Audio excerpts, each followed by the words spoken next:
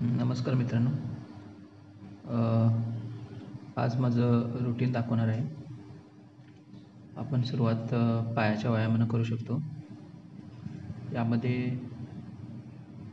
याचे आपण 10 स्टेप करू शकतो सुरुवातीला.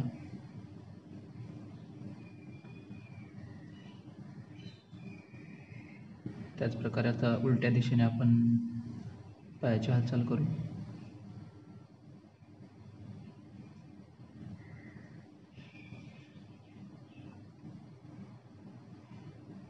सरळ दिशेने पायाची हालचाल.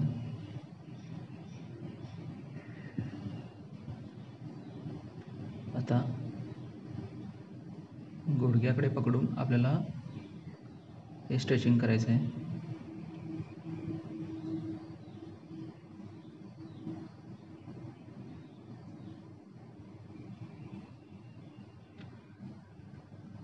पाय जवळ घ्यायचे आहेत.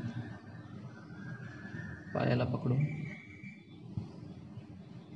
जितकं जातं तितकं करायचं आहे. आपल्याला जास्त एकदम फोर्सफुली नाही करायचं आहे, कारण की यामुळे थोडं क्रॅम्प होऊ शकतं.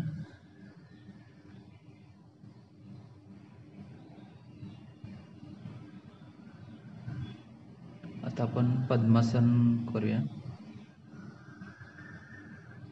आता आपण थोडे अजून स्ट्रेचिंगची एक्सरसाइज करणार आहोत.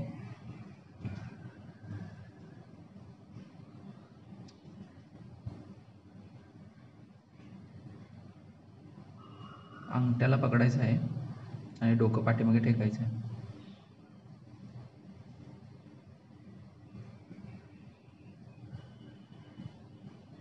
हे सुद्धा करताना म्हणजे सुरुवातीला प्रॅक्टिस नसेल तर आपण थोडं क्रॅम्प होऊ शकतं, जसं माझ्या आता पायाला थोडं जाणवत आहे.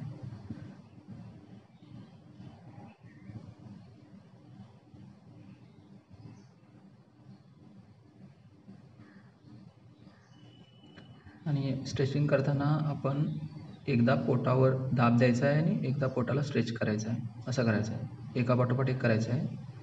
याच्याने काय होतं की एकदम सुरुवातीला आपण जास्त लो स्ट्रेस होत नाही किंवा क्रॅम्प वगैरे होत नाही. जसं आपण प्रॅक्टिस करत जाऊ तसं खूप सोपं झालेलं वाटतं तुम्हाला. गुडघ्याला पकडायचं आहे आणि डोकं गुडघ्याला लावायचं आहे.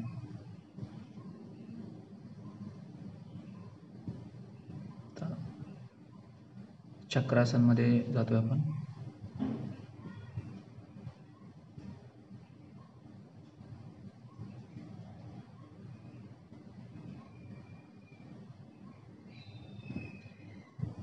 काल मी करत असताना पाय पाठीमागे जात नव्हते, पण आज पाय पूर्ण पाठीमागे टेकलेले आहेत.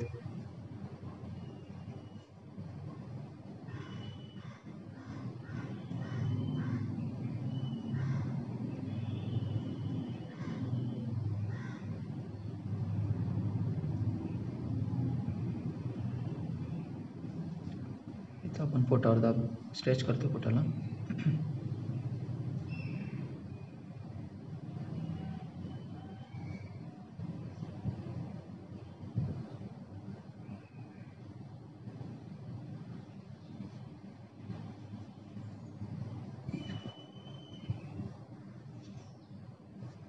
आता आपला शेवटचा प्रकार शीर्षासन करणार आहोत आपण. एकदम शीर्षासनाला कोणी सुरुवात करू नये मित्रांनो. सावकाश थोडं रुटीन पहिल्यांदा आपण ट्राय करायचं की रुटीन बसवायचं आपल्याला. दररोज थोडा थोडा एक्सरसाइज का असेना, पण दररोज करायला पाहिजे.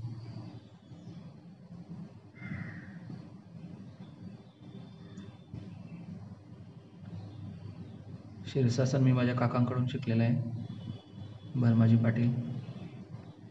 मी कॉलेज नसताना त्यांच्यावर राहायचो, त्यावेळेला ते दररोज सकाळी व्यायाम करायचे. त्यांचं बघून बघून सुरुवातीला भिंतीला पाय टेकून हळूहळू करत करत आता कंप्लीट बॅलन्स होऊ शकते बॉडी आणि खूप छान वाटतं.